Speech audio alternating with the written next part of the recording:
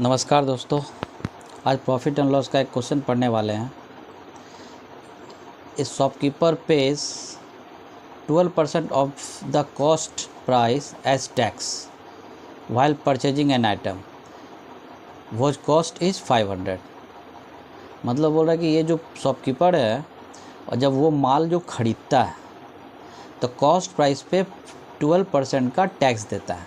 ठीक है, 12% का टैक्स के रूप में वो सरकार को देता है। लेकिन तक जब ये कोई भी टैक्स, जब कोई भी माल जब खरीदते हैं तो उस पर तो टैक्स लगता है, जीएसटी टैक्स लगता है ना। माल खरीदने पे इनडायरेक्ट टैक्स उसको बोलते हैं, है ना। आज पहले तो वैट था, अभी तो जीएसटी हो गया, तो जीएसटी टैक्स लगता है उस पर, तो आपका वो कॉस्टिंग में आ जाता है। ठीक है, चूँकि तो अगर ये दुकानदार है, छोटा मोटा दुकान, चूँकि वो तो जीएसटी में रजिस्टर्ड नहीं, तो अलग मैटर है, वो तो इनडायरेक्ट टैक्स का मैटर है, तो वो अभी फ़िलहाल के लिए समझेंगे वो कॉस्ट में पकड़ा जाता है। मतलब अगर 500 रुपये हम खरीदा प्लस उस पर 12% टैक्स दिया 60 रुपया, तो 560 रुपया उसका परचेज प्राइस हो गया, है ना, कॉस्टिंग बन गया उसका। फिर बोल रहा है कि he wants to earn a profit of 12%।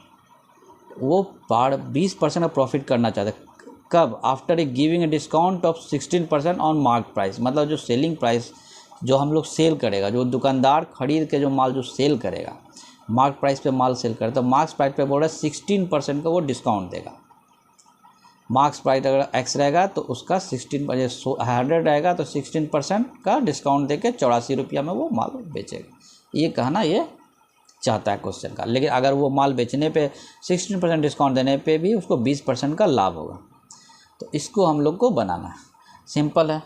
ठीक है, तो यहाँ पे हम लोग क्या है, पहला केस क्या है कि पहले हम लोग कॉस्टिंग प्राइस निकालना है उसका कि माल कितना में दुकानदार ख़रीदा, है ना।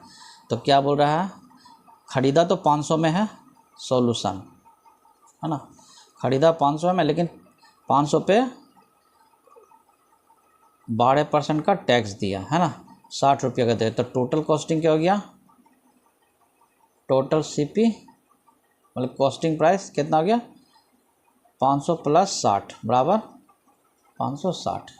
ये इसका परचेज प्राइस हो गया, है ना। 560 रुपया दुकानदार 560 रुपये में खरीदा। अब ये बोल रहा है क्या, अब यहाँ से मेन क्वेश्चन है कि 20% का लाभ, है ना।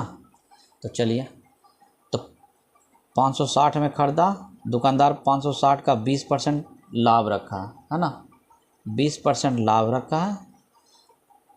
इसके बाद लाभ रख के सेलिंग किया, लेकिन सेलिंग कब किया, 16% मार्क प्राइस पे। तो मार्क प्राइस हम लोग को निकालना है, अब मार्क प्राइस दिया हुआ नहीं है, तो मार्क प्राइस को हम लोग एक्स मान लेंगे। ठीक है, तो एक्स अगर मार्क प्राइस है तो उसका डिस्काउंट लिया, है ना, 16% डिस्काउंट पे दिया, तो एक्स माइनस एक्स का 16%, है ना। तो इसको तो हम लोग तो अभी बना रहे हैं, आप लोग तो शॉर्ट में कर देना। क्या शॉर्ट में कर देना, सीधे इसको लिखना क्या था, 84x बाय 100, क्योंकि अभी हम समझाने के लिए एक्स माइनस एक्स का 16% कर दिए। लेकिन आपको जब मैथ बनाते हुए जब प्रैक्टिस करिएगा तो डायरेक्ट लिख देना है कितना, 84x बाय 100, है ना, क्योंकि एक्स का मान निकालना है। तो इसको क्या आ गया 5, इसको करिए 112, तो कितना हो गया यहाँ पे 672 बराबर 84x, 672 डिवाइड बाय 100। इसको करिएगा यहाँ पे कितना बार हो गया, एक्स बराबर क्या हो गया 672 इंटू 100 डिवाइड बाय 84। ठीक है, बाहर से 84, बारह 5 60, ठीक है, 60 7 बार 6 72, 7 से 8, तो 800 हो गया, है ना। तो ये हुआ आपका मार्क प्राइस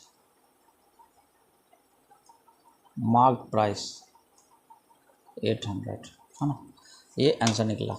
तो कितना आसान है, कुछ नहीं है। आपको यहाँ पे ये देखना है कि 16% जो डिस्काउंट है ना, सवाल में 16% डिस्काउंट है मार्क प्राइस पे। तो मार्क प्राइस निकालना है, तो मार्क प्राइस तो एक्स मान है, 16% डिस्काउंट दिया, एक्स का मान निकाल लिया, है ना। चलिए, धन्यवाद।